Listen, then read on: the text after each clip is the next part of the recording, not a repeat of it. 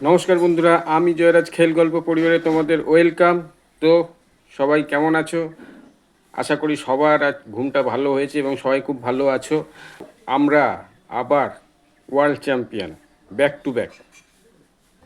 তো আমাদের world champion হওয়ার কথাই ছিল, যোগ্য টিম হিসেবেই আমরা জিতেছি। কিন্তু আমাদের চ্যাম্পিয়ন হওয়াতে পড়শি দেশে কিন্তু খুব কান্নাকাটি হচ্ছে। মানে কেঁদে কুল কিনারা পাচ্ছে না। তারা খুব আশা করে বসেছিল যে এবার হয়তো ইন্ডিয়া পারবে না, এবার হয়তো তাদের নতুন আব্বা নিউজিল্যান্ড ইন্ডিয়াকে রুখে দেবে। তারা আব্বা চেঞ্জ করে কথায় কথায় এটা ব্যস্ত। প্রথমে তাদের আব্বা হয়েছিল জিম্বাবুয়ে, তারপরে ওয়েস্ট ইন্ডিজ, তারপরে ইংল্যান্ড এবং অবশ্যই ফাইনালে নিউজিল্যান্ড। তো ইন্ডিয়া যোগ্য টিম হিসেবে জিতেছে এবং কর্তৃত্ব নিয়ে চোখে চোখ রেখে সিনা চওড়া করে জিতেছে।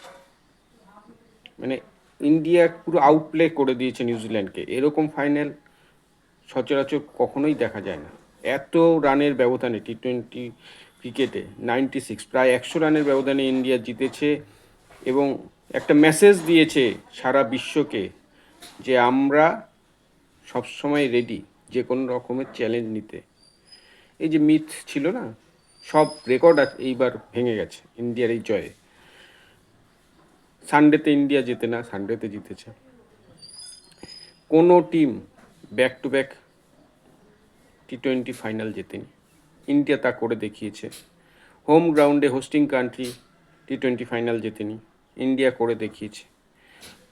কোনো টিম তৃতীয়বার টি-20 ফাইনাল জেতেনি, ইন্ডিয়া সেটাও করে দেখিয়েছে। এবং অবশ্যই এই যে ফাইনালে কখনোই এত রান কোনো টিম করেনি, 255 টি-20 ফাইনালে কখনোই কোনো টিম করতে পারেনি। ইন্ডিয়া সেটা করে দেখিয়েছে এবং পুরো টুর্নামেন্টে 3বার 250-এর উপর রান করে দেখিয়েছে। তো এটাতেই স্পষ্ট যে ইন্ডিয়া টিমের ডেপথ কতটা এবং কনফিডেন্স কতটা। তো ইন্ডিয়া যথেষ্ট ভালো খেলেছে এবং যোগ্য টিম হিসেবে আবারও বলছি জিতেছে।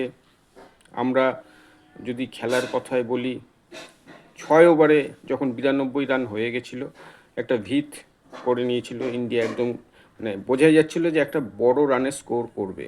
এবং এই যে আমাদের আমাদের ইন্ডিয়া টিম আমাদেরকে চ্যাম্পিয়ন করলো, এত সুন্দর একটা ক্রিকেট খেললো থ্রু আউট দ্য টুর্নামেন্ট, তার জন্য কিন্তু শ্রেয় যায় অবশ্যই কোচ গৌতম গম্ভীর এবং ক্যাপ্টেন সূর্যকুমার যাদব এবং পুরো টিমকে। একজোট হয়ে খেলেছে এবং অবশ্যই একটা পজিটিভ ভাইবস ছিল, পজিটিভনেস ছিল তাদের খেলাতে। বোঝাই যাচ্ছিল যে তারা জেতার জন্য নেমেছে প্রত্যেকটা গেমে। আর আমাদের ওয়ান অ্যান্ড অনলি ওয়ার্ল্ডের শ্রেষ্ঠ বোলার বুমরা, সে তো দেখিয়েছে, আবারও প্রমাণ করেছে সে কেন ওয়ার্ল্ডের শ্রেষ্ঠ বোলার। এবং তিনি ফাইনালে ম্যান অফ দ্য ম্যাচও হয়েছেন। এবং আরেকজনের কথা হলো সঞ্জু স্যামসং, যাকে চান্স দেওয়া হচ্ছিল, সে হোয়াট এ কামব্যাক।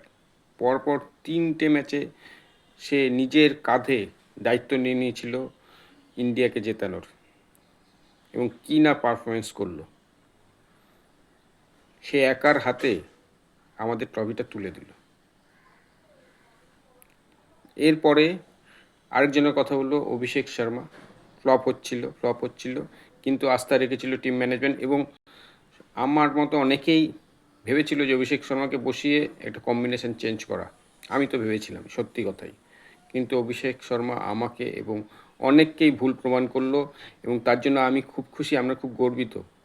18 বলে যে 52 রানের ইনিংসটা খেলেছে না, সেই ইনিংস খেলার দৌলতে 6 ওভারে 92 রান হয়েছিল এবং ইন্ডিয়া একটা স্টেবল জায়গায় চলে গেছিলো। এবং বোঝাই যাচ্ছিল যে তখনই আমি প্রেডিক্ট করেছিলাম এবং দেখছিলাম খেলাটা, যে ইন্ডিয়া হয়তো 260-70 প্লাস করবে। সে 15 ওভার পর্যন্ত খুব ভালো খেলেছে, কিন্তু একটা ওভার জিমি নিশামের 3টে উইকেট আউট হয়ে যায় এবং 1 রান হয়, সেখানে একটু দমে গেছিলো। কিন্তু শিবম দুবে লাস্ট ওভারে জিমি নিশামকে যেটা করার করেছে, 22 রান নিয়েছিল এবং ইন্ডিয়াকে যেই স্কোরটায় পৌঁছে 255, তখনই মানে আমি নিজে ভেবে নিয়েছিলাম ইন্ডিয়া জিতে গেছে, আর কিছু করার নেই।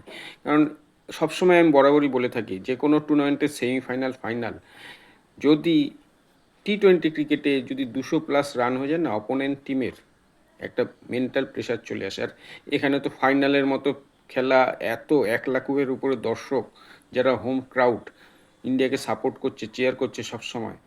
তারপরে এই ব্যাট করতে নেমে তাদের যে মাথায় একটা ঘুরবে, প্রথমেই তাদের মানে রিকোয়ার্ড রান রেট ছিল 12.6268 এরকম কিছু। তো সেইখানে প্রায় 13 করে তাদের প্রতি ওভারে রান নিতে হবে। তো কোনো ব্যাটসম্যানেরই সেই জায়গা নিয়ে যে এসে একটু ধরে আই সেট করবে তারপরে মারবে, এসেই চালাতে হবে। তো সেখানে আমাদের যে বোলিং স্ট্যান্ডার্ড আছে সেখানে মানে শুধু উইকেট পতনের অপেক্ষা। এবং প্রথম ওভারে উইকেট চলেও এসেছিল সাইফার্ডের, ডুবে সেটি মিস করে। কিন্তু মানে আমরা শুধু সময়ের অপেক্ষা করছিলাম যে কখন ইন্ডিয়া ট্রফিটা নেবে, কারণ 255 করার পর ইন্ডিয়া অফিসিয়াল বলবো না, আনঅফিসিয়ালি জিতেই গেছে এরকম ব্যাপার।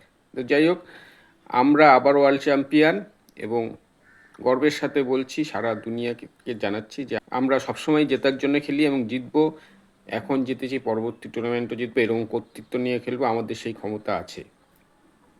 যারা আমার এই ভিডিও দেখছো তাদের হয়ে এবং আমার খেলগল্প পরিবারের সকল সদস্যদের হয়ে ইন্ডিয়া টিমকে বিগ থ্যাংক ইউ জানাই, কংগ্রাচুলেশন জানাই এবং স্যালিউট জানাই এই রকম পারফরমেন্স করার জন্য। Many many thanks. আপনাদের অবশ্যই এই জয়টা ডিজার্ভিং ছিল। আমরা তো খুব খুশি, দেশবাসী, পুরো দেশবাসীকে আপনারা হাসির মুখ দেখিয়েছেন। এর চেয়ে বড় কিছু হয় না, এর চেয়ে বড় গিফট হয় না। Thanks thanks thanks thanks a lot পুরো টোটাল ইন্ডিয়ান টিম, ইন্ডিয়ান স্কোয়াডকে। তো বন্ধুরা, আজ এখানে শেষ করছি, দেখা হচ্ছে পরের ভিডিওয়ে। তোমরা ভালো থেকো, সুস্থ থেকো, সঙ্গে থেকো। আর আমার এই ভিডিওটিকে অবশ্যই শেয়ার করো। যারা ফেসবুক থেকে দেখছো তারা আমার পেজটিকে লাইক করো, আর যারা ইউটিউব থেকে দেখছো তারা আমার চ্যানেলটিকে সাবস্ক্রাইব করো। জয় হিন্দ, টাটা।